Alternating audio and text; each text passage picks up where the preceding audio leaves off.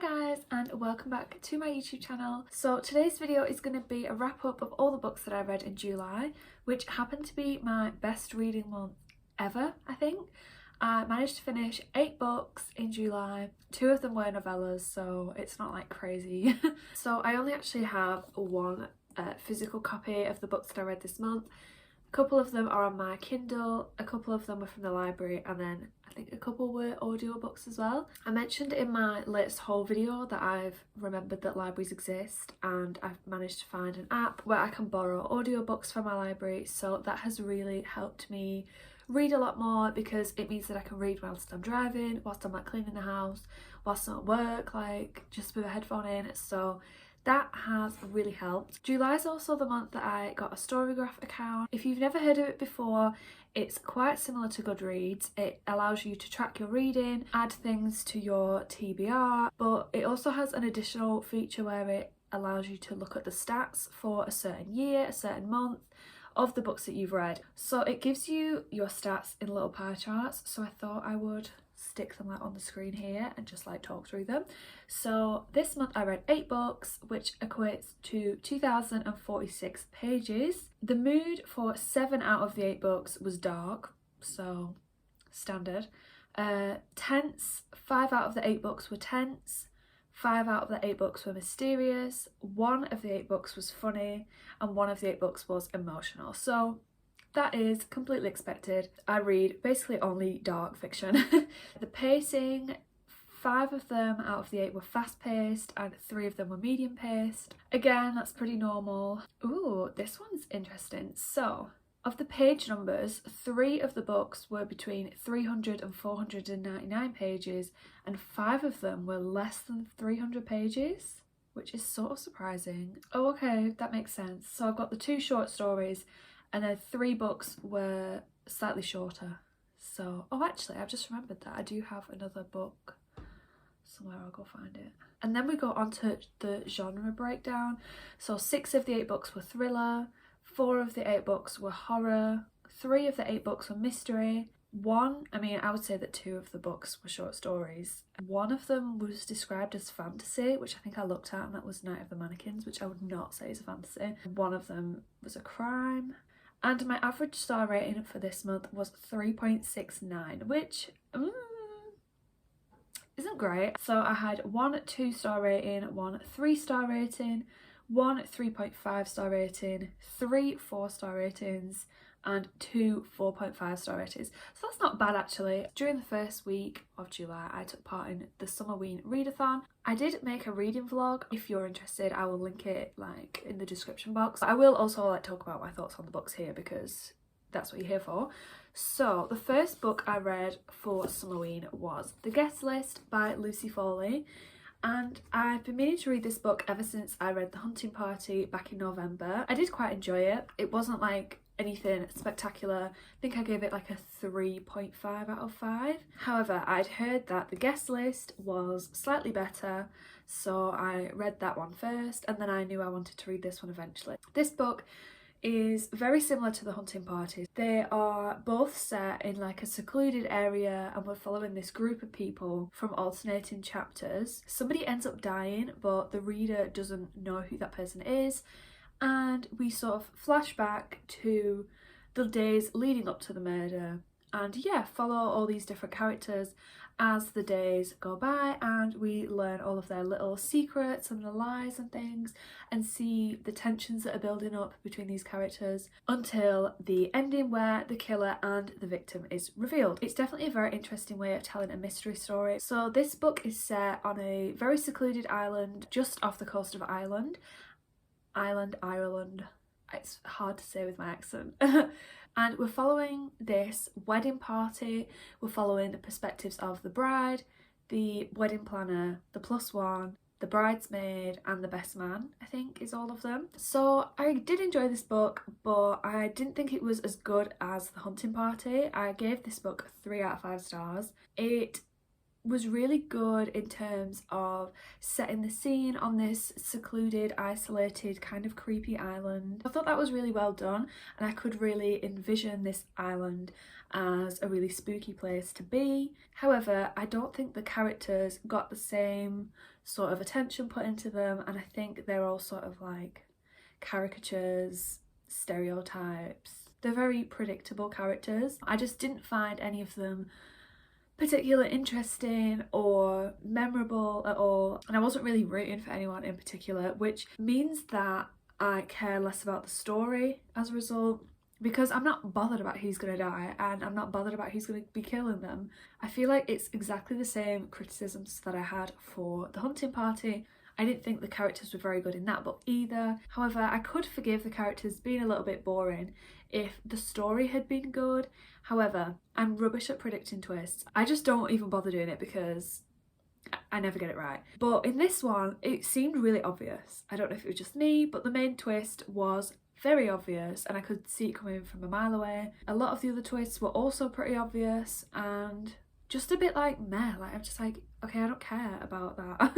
I didn't predict who the killer was, but it just came out of nowhere. I thought with The Hunting Party it at least made some sense with the rest of the story, and you could think back on the little clues that you'd picked up on throughout the story and it made sense. However, with this, I don't think you could do that. So I did enjoy this book despite my thoughts about the characters and about the twists. However, I've read so many other thrillers that are better than this, so I wouldn't like recommend it in a hurry. The next book I read, again for Summerween, was The Chalkman by CJ Tudor. So in this book we are following a guy called Eddie in two different timelines. So we're following him as a child in 1986 and as a fully grown adult in 2016. In 1986, him and his friends are just like playing out all the time. It's the summer holidays and they leave each other these little chalk figure drawings like outside each other's houses. It's like a little secret coded message that nobody else is meant to know. However, one day there is like a mysterious chalk drawing outside each of their houses, and it leads them to a dismembered body, which means that all these kids end up having to find this body. And in 2016, Eddie is now an adult, and him and all of his friends each receive a chalkman like drawing in the post. There is a lot of plot going on in this book. As I'm thinking about it, so much happened, so I really loved that. There was always something going on. It never felt slow and it never dragged. My favourite timeline was 1986. It felt a lot like It by Stephen King or Stranger Things because we're following this group of kids. There's one girl in the group. It's during the 80s. However, there's also so many trigger warnings for this book. I have written a blog post to go with this video, and I do link a review on there where someone literally just lists all of the trigger warnings for this book, so I will link that down below if you want to look at that first.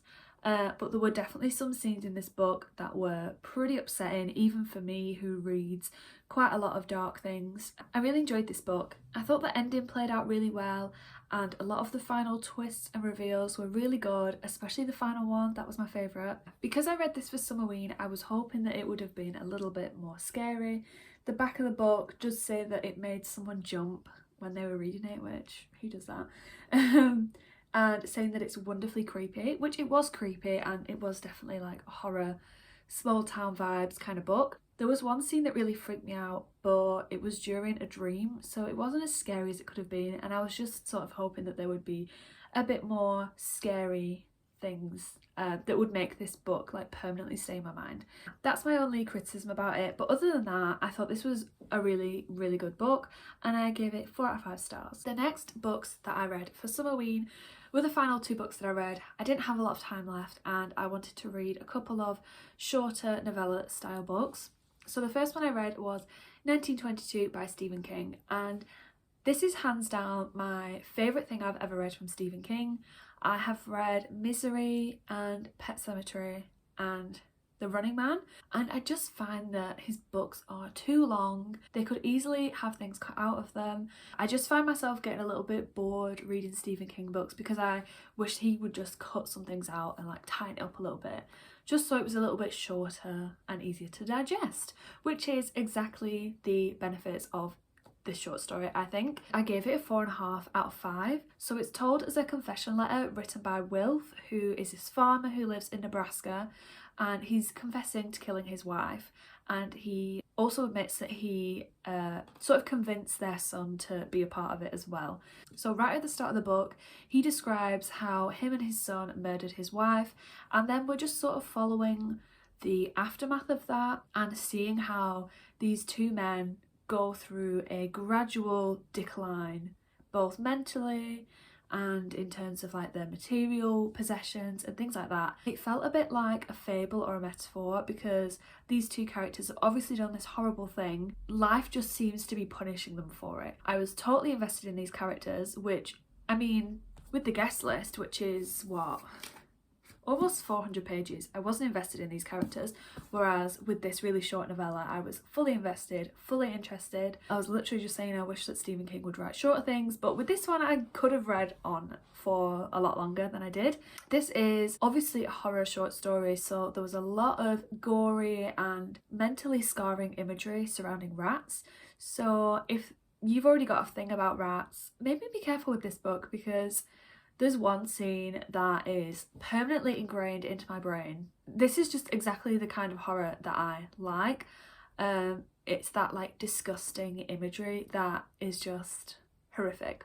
And I also really love the ending of this book too. I've always said that I wanted to read some of Stephen King's short stories because I feel like I will like them more, and this just shows that I do. So I'm really excited to read some more of his short stories. Probably like around Halloween time I'll probably do that.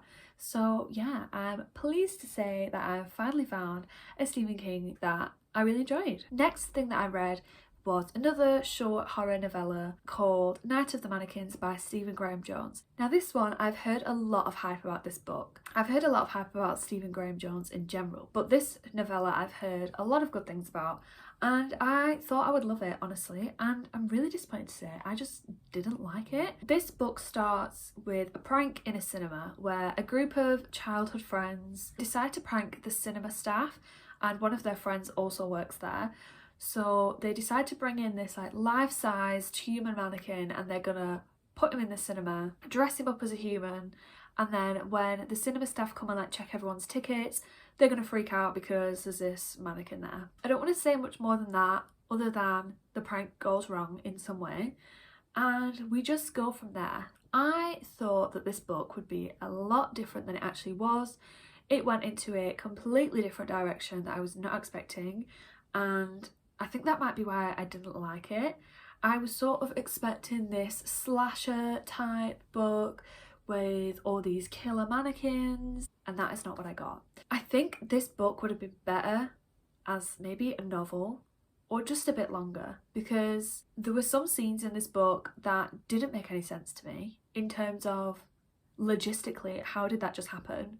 There were things going on and I was like, how has this just happened with witnesses and no one's seen that? So I didn't understand that. I was constantly rereading like, have I missed something? Did that just happen? I don't know. I also really didn't like the ending, and I didn't like the explanation as to what was happening. It just was not, no, I just did not like it. I usually reserve my 1 stars for shit writing, like proper just shit. So this one got 2 out of 5 because it wasn't shit writing, I just didn't like it.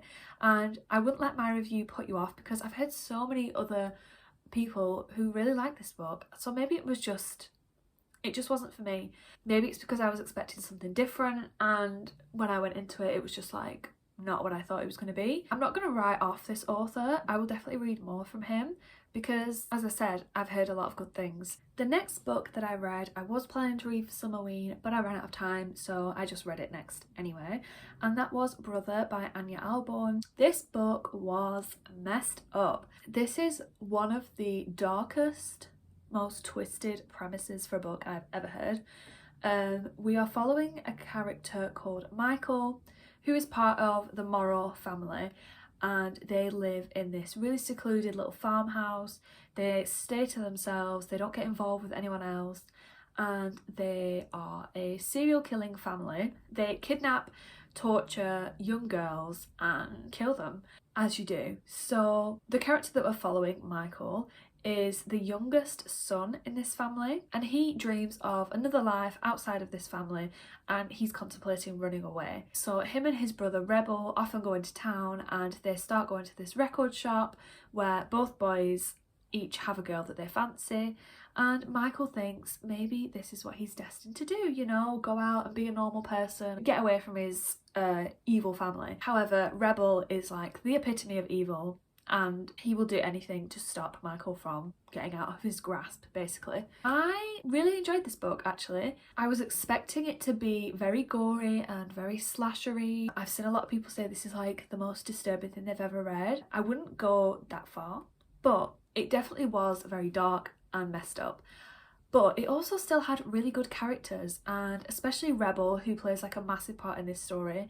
He was so interesting because he's just so messed up, and the whole family was really interesting. I loved seeing about how they became who they are, the different roles that each family member was playing like within this murderous group. Loved that part. However, I don't know what this is going to say about me, but I sort of wanted more from it. It said it was super gory and horrific and terrifying. There was a lot of violence, okay, but I feel like a lot of it was either implied or was sort of like fade to black, off the pages sort of violence. A lot of it was not fully dived into. I just feel like I wanted more from it. Like, if you're gonna write this really effed up book, just go like proper disgusting. This book did not permanently scar me like some other books that I've read. For example, Pretty Girls by Karen Slaughter, one of my favourite books ever. That book is honestly traumatising with how much gory violence there is in there. That book has stayed with me more than this one, which is meant to be like fully grotesque. Also, there is a twist in this book. Maybe I'm getting better at guessing twists, I don't know, but I did predict this twist quite early on. I don't know if that's sort of a general consensus with everyone that's read this book, but I was definitely not surprised when this twist happened. If anything, I was just sort of waiting for it to happen because I knew what was going on. Michael didn't. I was just kind of waiting for him to figure it out. So I would have loved if this twist would have like completely floored me, because this book would have been better if it had done that. However, these two issues did not spoil my overall enjoyment of this book, and I still gave it a 4 out of 5 stars.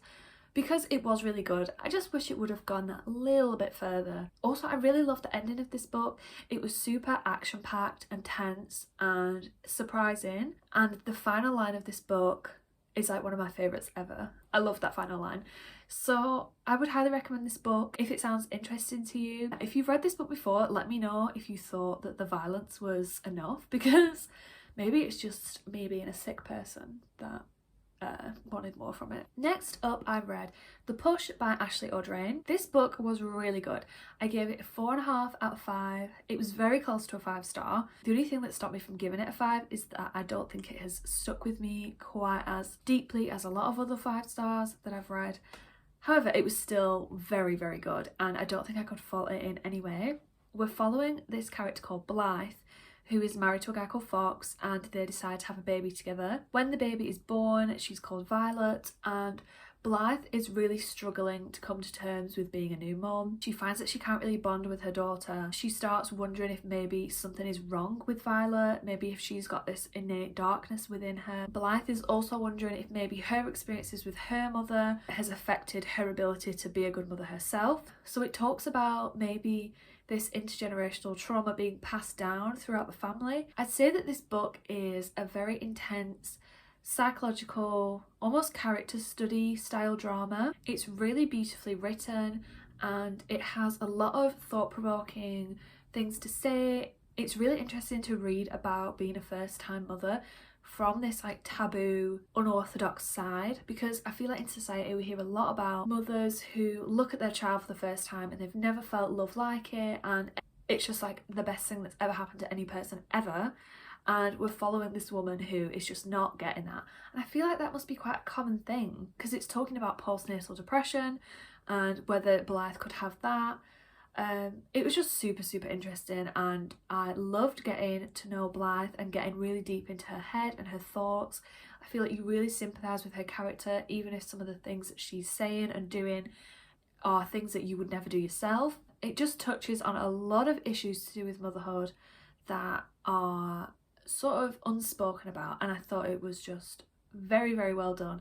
Really, really sensitive. The writing style of this book is really fast paced. It has a lot of short chapters that make it feel very thriller like, and then the last half of the book also feels a little bit more thrillery, but I would say it is more of a psychological drama, so I won't go into it expecting it to be like full-on thriller, but it definitely has some thriller aspects to it, which makes it a really, really quick read. I also really love the ending, and like I say, it was very, very close to a 5-star. It just doesn't have that 5-star feeling for me. I'm quite stingy with my 5 stars.